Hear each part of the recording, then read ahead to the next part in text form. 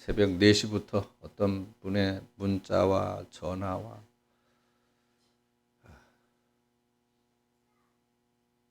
잠을 못 잤더니 정신이 하나도 없습니다. 지금 머리가 띵하고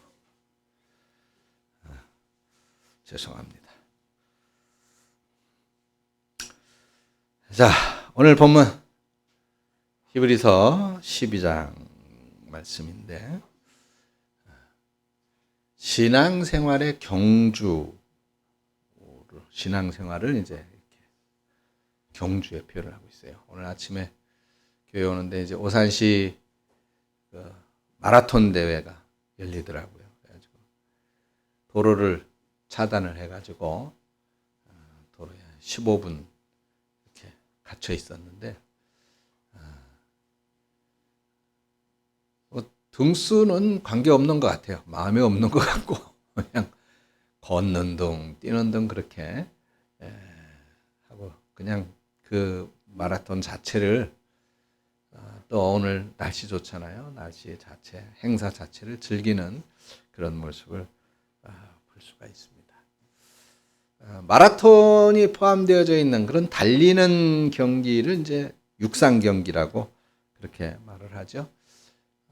그래서 성경에서 말하는 이 경주, 이 믿음의 경주라고 하는 것도 그런 육상 경기를 아마 생각하시면 될 것 같아요. 구원받은 하나님의 자녀가 되어졌다면 우리는 이 세상을 살아가는 동안 부지런히 달려야 돼요. 부지런히. 왜냐하면 우리 모든 그리스도인들은 경주자이기 때문입니다. 이렇게 신앙생활을 달리기 시합에 비유하고 있는 게 오늘 본문 말씀 외에도 성경에 여러 군데가 나오고 있거든요. 특별히 이제 사도 바울의 그 서신서가 그 대표적인 예가 되겠는데 오늘 바울은 빌립보서에서 이렇게 선언합니다. 빌립보서 3장 12절에 내가 이미 얻었다 함도 아니요 온전히 이루었다 함도 아니라 오직 내가 그리스도 예수께 잡힌 바 된 그것을 잡으려고 달려가노라 그랬습니다. 여기 이 구절에서 강조하고 있는 내용이 있죠. 이미 얻은 것도 아니고 아직 완전하게 이루어진 것도 아니다라고 하는 대목입니다. 어떤 분들은 이 신앙의 경주에서 이제 막 시작하신 분들도 계십니다. 또 어떤 분들은 이 믿음의 경주를 시작한 지가 10년, 20년, 30년 넘으신 그런 분들도 당연히 계십니다. 그 오랜 세월 동안 믿음의 경주에서 힘차게 지금까지 달려오신 분들도 계시죠. 이제 신앙생활을 막 시작하신 분이든 수십 년 신앙생활을 하신 그런 분이든 상관없이 아직 우리는 누구도 신앙의 마지막 목표점에 도착하지 않았다는 거죠. 이미 도착한 사람은 아무도 없습니다. 그런 점에서 내가 이미 얻었다 함도 아니고 온전히 이루었다 함도 아니다라고 하는 이 바울의 고백은 당연히 오늘 우리들의 고백이 되어야 되겠죠. 그리고 빌립보서 그 다음 구절에 이런 구절이 있어요. 오직 내가 그리스도 예수께 잡힌 바 된 그것을 잡으려고 달려가노라. 이게 바로 오늘 우리의 다짐입니다. 바울의 다짐은 바로 우리의 다짐이 되어야 할 것입니다. 그렇다면 우리가 여전히 이 믿음의 경주에 힘써서 하는 이유, 우리가 여전히 믿음의 경주에 힘쓸 수 있는 근거가 무엇일까? 오늘 본문에 보니까 증인이 있다라고 말하고 있어요. 허다한 증인, 즉 많은 증인이 있다는 겁니다. 1절에 뭐라 그랬어요? 이러므로 우리에게 구름같이 둘러싼 허다한 증인들이 있다 이렇게 말씀하죠. 여기 등장하는 이 많은 증인은 우리들하고 같은 시대를 살아가는 그리스도인으로서 정말 모범을 보이는 그런 사람을 말하는 것일 수도 있겠지만은 그보다는 이 히브리서 11장에 등장하고 있는 많은 증인들, 구약의 사람들을 말한다라고 볼 수 있습니다. 히브리서 11장에는 아주 훌륭한 구약의 증인들이 등장을 하고 있죠. 대표적으로 몇 분만 인용을 해본다면 히브리서 11장 7절에 노아에 대해서 말씀하고 있어요.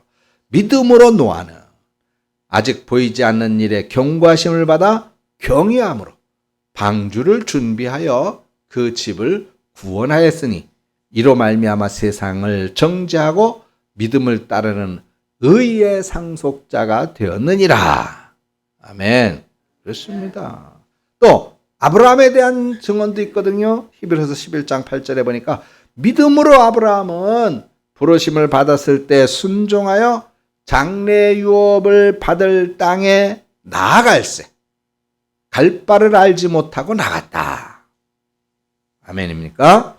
그래요. 아니 이건 내가 어떻게 아니 거기 뭐가 있는지도 모르고 아무것도 없는데 내가 거기 가야 되나? 근데 하나님이 가라고 했으니까 그래 하나님이 가라고 하셨으니 가야지. 이렇게 갔다는 얘기예요. 누가? 아브라함이.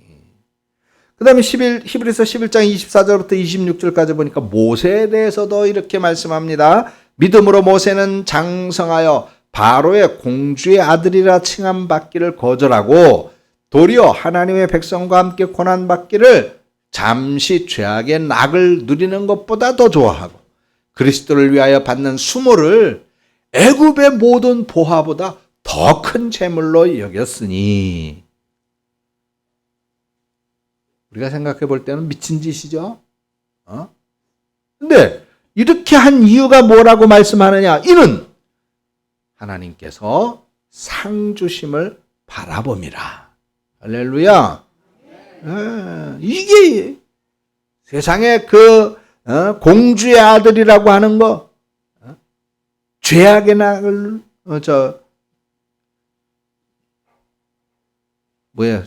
애국의 모든 보화를 다 버리고 그거보다 그리스도를 위하여 받는 수모를 더 큰 재물로 여기는 거.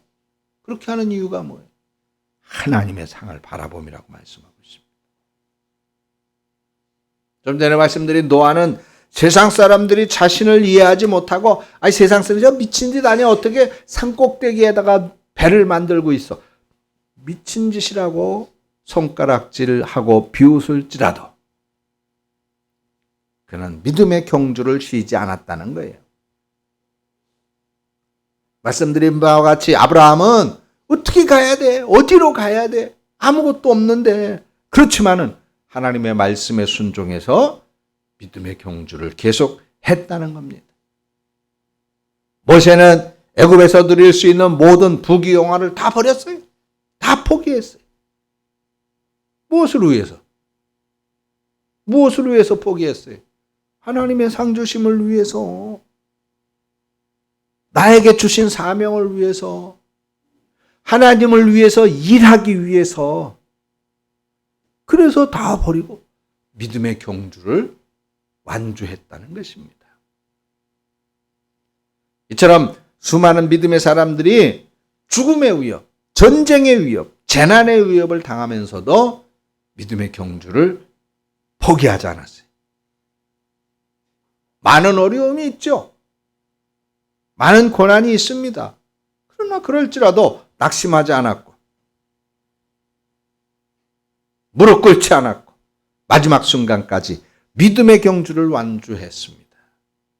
그래서 성경은 이런 분들을 뭐라고 말씀하고 있느냐? 믿음의 사람이라 이렇게 말하고 있어요. 무슨 사람? 믿음의 사람.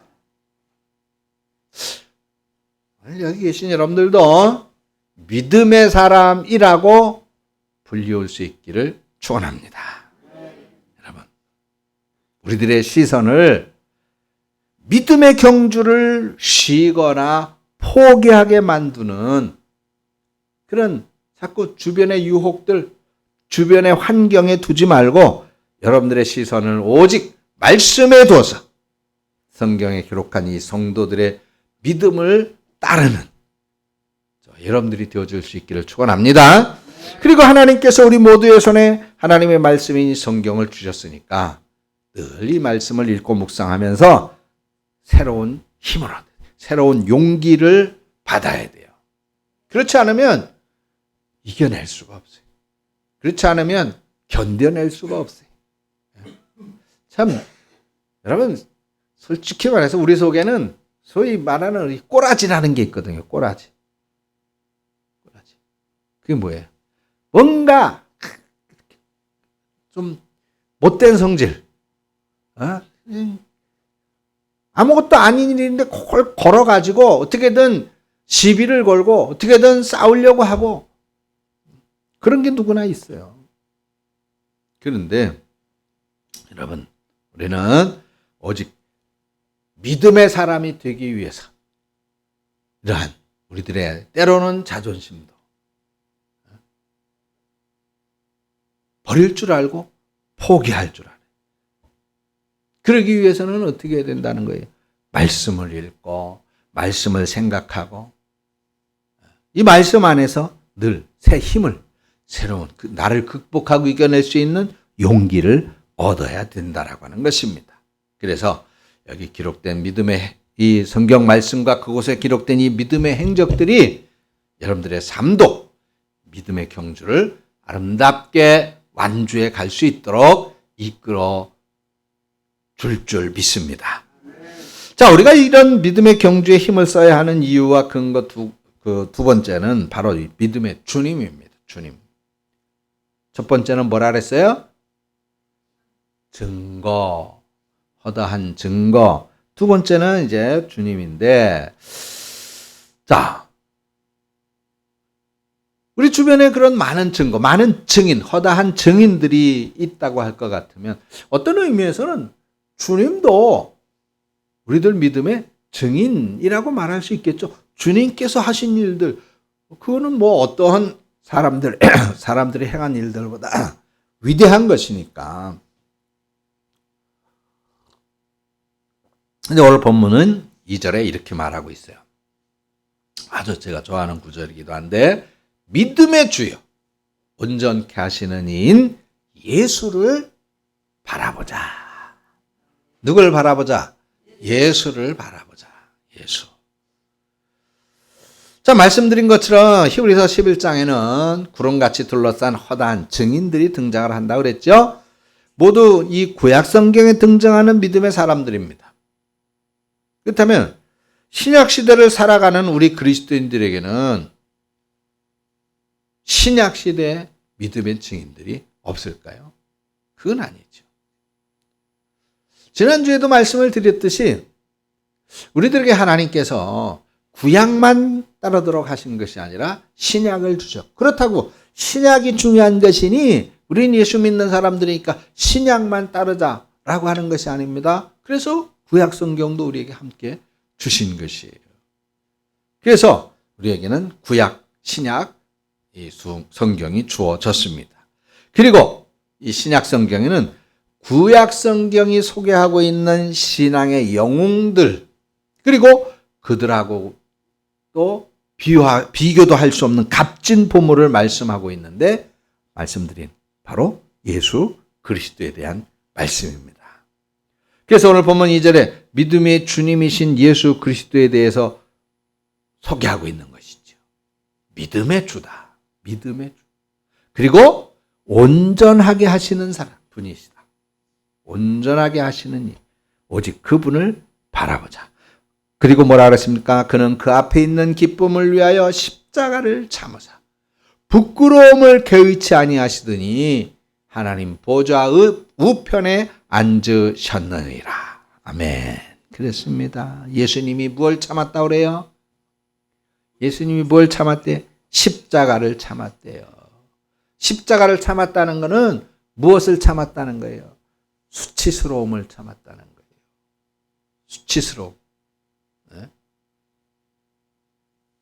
인간의 창조주인데 그 인간의 손에 가장 수치스러운 십자가의 죽임을 당한다. 그것보다 더 수치스러움이 어디 있겠습니까? 또 십자가는 무엇을 말하는 것입니까? 고통이지. 거기에 손과 발에 못에 찍혀가지고 머리에는 가시관을 쓰고 매달려 계셔 보세요. 그 고통이 얼마나 대단했겠습니까? 그 십자가의 아픔 역시 먹는 사람들. 예루살렘에 입성할 때는 호산나 다윗의 아들이여 찬송하리로다. 호산나 당신은 우리들의 왕입니다. 환영을 하고 춤을 추고 했었던 그런 사람들이 예수님을 십자가에 죽여라 배신했잖아요. 그 배신의 아픔을 십자가에서 받으신 것입니다. 그런데 이런 수치스러움과 고통과 아픔을 어떻게 하셨다고 그래요? 참으셨다는 거예요. 참으셨다. 여러분 지금 여기 오른손 다 가지고 오셨습니까? 오른손 들어보세요. 그럼 가지고 오신 분만. 안 가지고 오신 분은 안 들어도 돼. 오른손. 우리 김종현 집사님은 안 가지고 오셨어요? 오른손. 밥 먹는 손. 들어보세요. 밥 먹는 손. 예, 그게 오른손입니다. 자, 이 오른손을 가슴에 대고 참자. 어떻게 하라고요? 참자. 참아야 됩니다. 참아야 돼요. 3번 참으면 뭐도 면한다 그랬어요. 살인도 면한다 그랬잖아요. 예수님은 참으셨어요. 근데 왜 참으셨을까요? 오늘 성경에 말씀하고 있죠. 그 앞에 있는 기쁨을 바라보셨기 때문이라는 겁니다. 어떤 기쁨? 예수님이 어떤 기쁨을 바라보고 참았을까요? 그래, 내가 지금 이 십자가의 수치스러움과 이 십자가의 고난과 십자가의 아픔을 참으면 구원의 길, 사람들을 살릴 수 있는 구원의 길이 열린다라고 하는 사실을 바라봤기 때문에 그것 때문에 참으셨던 거예요. 내가 이 십자가의 수치와 고통과 아픔을 참으면 세상을 뒤덮고 있는 어둠의 이 죄악된 세력을 이기고 무너뜨릴 수 있다고 하는 기쁨을 보고 참았던 것입니다. 내가 이 십자가의 수치스러움과 고통과 아픔을 참으면 사탄의 이 세상을 하나님의 나라로 바꿔놓을 수 있다라고 하는 그 기쁨을 바라보면서 참으셨던 것이. 그렇게 해서 마침내 하나님의 보좌 우편에 앉으셨다는 것입니다. 이처럼 그 앞에 있는 기쁨을 위해서 십자가를 참으신 우리 주님, 그 주님, 바로 그 주님, 믿음의 주님을 바라보라고 오늘 말씀을 우리에게 권면하고 있습니다. 우리 삶에 어려움이 있습니다. 역경이 있죠. 고통과 아픔이 있습니다. 그런데 그럴 때마다 여러분 무엇을 바라보자고요? 십자가를 바라보자. 기분 나쁘고 속상하고 자존심 상할 때 무엇을 바라보자고요? 십자가를 바라보자는 것입니다. 우리 믿음의 주님이신 예수님께서 참으신 이 십자가의 고통을 기억한다면 우리는 어떤 어려움이 있다 하더라도 믿음의 경주를 계속할 수가 있는 것입니다. 자, 이렇게 우리가 믿음의 경주에 힘을 써야 하는 3번째 이유입니다. 바로 은혜인데 오늘 보면 3절이에요. 너희가 피곤하여 낙심하지 않기 위하여 죄인들이 이같이 자기에게 거역한 일을 참으신 일을 생각하라. 죄인들이 이같이 자기에게 거역하신 일을 참으셨다. 이게 무슨 말씀일까? 영국의 한 신학자는 예수님의 십자가에 대해서 이렇게 얘기했어요. 예수님의 십자가는 모든 인간이 하나도 예외 없이 하나님의 원수로 드러나는 장소다. 맞는 말이에요. 그죠? 죄악의 그 패역함이 없다면, 죄악의 사망과 멸망이 없다면 십자가는 필요 없죠. 그죠? 십자가의 죽음은 의미가 없는 것입니다. 그런데 만약에 그렇게 예수님의 십자가는 모든 인간이 하나도 예외 없이 하나님의 원수로 드러나는 것이다 라고 하는 것에서 끝난다면 뭐예요? 좌절이에요. 절망이에요. 거기에는 희망이 없죠. 아니, 하나님의 원수로 어떻게 살 수 있겠어요? 하나님의 원수인데 어떻게 살아남을 수 있겠어요? 그런데 거기에서 끝나지 않았습니다. 동시에 십자가는 모든 인간이 하나도 빠짐없이 하나님의 사랑을 받는 장소다라고 그랬습니다. 왜냐하면 그것은 용서의 장소이기 때문이라는 겁니다. 용서의 장소이기 때문에. 예수님께서 십자가에서 아버지 저들을 용서하여 주시옵소서. 저들이 지금 자기들이 하고 있는 것을 알지 못함입니다 라고 기도했잖아요. 그러면서 학자가 말하기를 예수님의 이 기도, 저들을 용서하여 주시옵소서라고 하는 이 기도에서 제외된 사람은 아무도 없다라고 그랬습니다. 그렇습니다. 예수님의 십자가 앞에서 우리 모두는 하나님의 원수입니다. 왜 그럴까요? 십자가는 인간의 죄악이 예수님을 십자가에 못 박는 현장이고, 십자가는 인간이 자신의 죄악된 모습을 감추기 위해서 하나님의 아들을 부정하고 거부하고 그 아들을 십자가에 처형한 현장이니까 바로 그 십자가야말로 우리 모든 인간이 하나님의 원수로 드러나는 장소입니다. 그런데 오늘 본문은 뭐를 말하고 있어요? 예수님은 죄인들이 자신을 거역하고 자신을 배반한 그것을 참으셨다는 거예요. 십자가를 참으셔서 하나님의 원수로 드러난 우리에게 용서의 길을 열어 주셨다는 것입니다. 예수님은 십자가를 참으시고 아버지 저들을 용서하여 주옵소서라고 기도하시면서 우리 인간을 향한 하나님의 용서와 사랑을 보여주신 것이죠.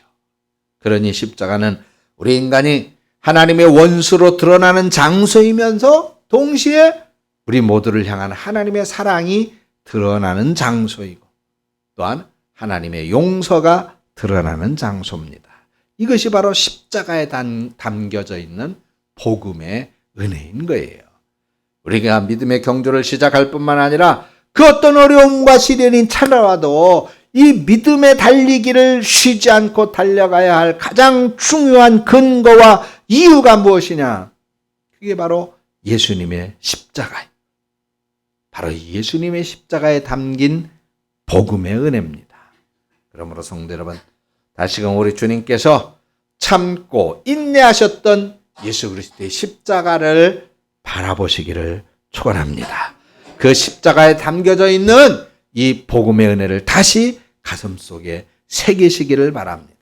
그래서 여러분들의 심령에 복음의 은혜가 가득히 흘러 넘치시기를 바랍니다. 바로 그때 우리는 어떤 인생의 장애물이 찾아온다 할지라도 예수 그리스도께서 허락하신 이 복음의 은혜로 말미암아서 믿음의 경주를 힘차게 달려나갈 수 있을 것입니다. 사랑하는 성도 여러분들이 믿음 안에서 승리하는 그날, 바울은 이렇게 말했어요. 내가 이미 얻었담도 아니요 온전히 이루었담도 아니라 오직 내가 그리스도 예수께 잡힌 바 된 그것을 잡으려고 달려가노라. 빌립보서 3장 12절에 이렇게 말씀하죠. 더불어서 디모데후서 7장 8절에 보니까 4장 7절 8절에 보니까 나는 선한 싸움을 싸우고 달려갈 길을 마치고 믿음을 지켰으니 이제 후로는 나를 위하여 의의 면류관이 예배되었으므로 주 곧 의로우신 재판관이 그날에 내게 주실 것이며 내게만 아니라 주님의 나타나심을 바라는 모든 사람들에게도 주신다라고 말씀하고 있습니다. 그렇게 우리가 참고 그렇게 양보하고 그렇게 희생하고 인내해서 우리가 얻는 게 뭐예요? 라고 따지고 싶은 분이 계실 것입니다. 그 따지고 싶거든 바로 이거예요. 사도 바울이 말한 나에게 주실 그 면류관을 바라보면서 달려가는 거예요. 그 면류관을 바라보면서 인내하는 거예요. 그 면류관을 바라보면서 마치 모세처럼 모세가 그 면류관을 바라보게 보았기에 공주의 아들도 왕자라고 하는 그 어마어마한 지위도 부귀영화도 다 버릴 수 있었던 거 아닙니까? 오늘 저와 여러분들도 마찬가지예요. 우리도 이 땅의 삶을 마칠 때 사도 바울처럼 나의 달려갈 길을 마치고 믿음을 지켰다라고 고백할 수 있다면 그 얼마나 복된 인생이겠습니까? 그러므로 이제 우리가 시작한 이 믿음의 경주를 결코 포기하지 마십시오. 비록 처지와 환경이 어려워지더라도 우리들한테 주어진 처지와 환경이 어려울수록 더더욱 힘을 내서 신앙생활에 매진하십시오. 우리에게는 허다한 증인이 있고 우리에게는 믿음의 주님이 계시고 우리의 마음에는 복음의 은혜가 흘러넘치니까 우리 앞에 펼쳐진 이런 장애물들을 당연히 이겨내고 견뎌내고 극복할 수 있습니다. 그래서 믿음의 경주를 완주해야 되는 것입니다. 하나님께서 지금도 여러분들이 행하는 이 믿음의 경주를 응원하고 계시고 여러분들이 모든 경주를 완주하였을 때 하나님께서 친히 저와 여러분들에게 의의 면류관을 씌워주실 줄로 믿습니다. 기도합니다. 하나님, 사랑하는 우리 성도들 신앙생활하기 어렵습니다. 참 이 시대는 어떤 처참한 핍박과 박해가 아니라 나 자신과의 싸움에서 흔들릴 때가 더 많은 것 같습니다. 나 자신과의 싸움에서 사탄의 유혹이 더 크게 들리는 때가 오늘 이 시대가 아닌가 싶습니다. 우리 살아가는 성도들이 힘겹게 사탄과의 그 모든 유혹과 싸움에서 극복하고 이겨 믿음의 길에 섰사오니 이 신앙의 삶에서 결코 후퇴하지 아니하게 하시고 포기하지 아니하게 하시고 바울처럼 달리고 달려 마침내는 우리 하나님으로부터 승리의 면류관을 받는 주인공들 되어줄 수 있게 하여 주시옵소서. 그러기 위하여 날마다 성령의 도우심을 받아 선한 싸움을 싸워나가는 우리의 성도들 되게 하시고 그 싸움에서 승리할 수 있도록 도와 주시옵소서. 예수님의 이름으로 기도합니다. 아멘. 찬송.